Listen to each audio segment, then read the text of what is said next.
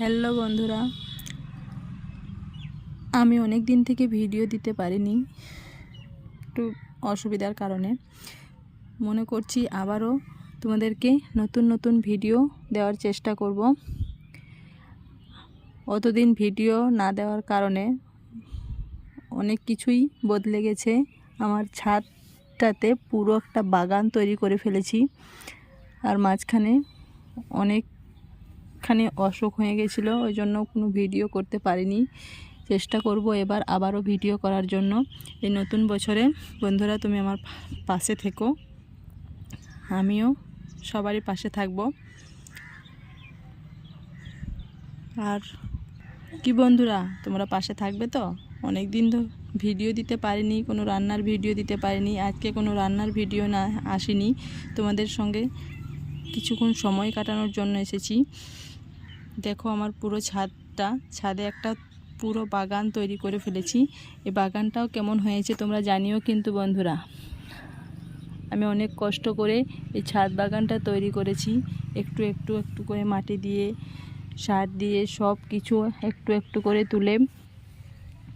জানি না বন্ধুরা কেমন হয়েছে বা তোমাদের কেমন লাগে। এখানে সব ধরনেরই শাক সবজি সব কিছুই আছে। আসছে নতুন বছর, তার জন্য সকল বন্ধুদেরকে জানাই হ্যাপি নিউ ইয়ার, শুভ নতুন বছর। সবারই শুভ হোক। দিন রাত সব কিছুই একই থাকবে, শুধুই সালটা বদলাবে, অন্য কোনো কিছুর পরিবর্তন হবে না।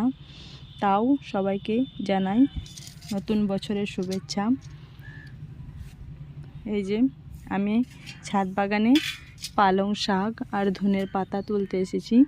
পালং শাক আর ধনের পাতাটা তুলে নিচে চলে যাব, আর তোমাদের সঙ্গে একটু সময় কাটানোও হবে। সকল বন্ধুদেরকে জানাই নতুন বছরের শুভেচ্ছা। আর এই যে ছাদ বাগানে আমার ধনে গাছটা দেখো কতটা মোটা হয়েছে। ধনের পাতাগুলো দেখো কতটা মোটা, একটা ধনের পাতার ডাল মনে হচ্ছে একটা যেন ঝাড়, তাই না বন্ধুরা? রান্নার ভিডিও দেওয়ার চেষ্টা করব, তোমরা পাশে থেকো। আর আমার ভিডিও যাদেরকে ভালো লাগে আর যারা আমার পাশে আছো, যারা আমার লাইক কমেন্ট করেছো, তাদেরকে অনেক অনেক ধন্যবাদ। জীবনটা পুতুল খেলার মতো, খেলাসাথীর মতো, আজ আছি কাল না থাকতেও পারি। তাই যতদিন থাকবো সবার সঙ্গে একসঙ্গে ভালোভাবে ভালোবেসে সবাইকে নিয়ে মিলেমিশে একসঙ্গে থাকবো। টাটা বন্ধুরা, আবারও ফিরে আসবো নতুন ভিডিও নিয়ে।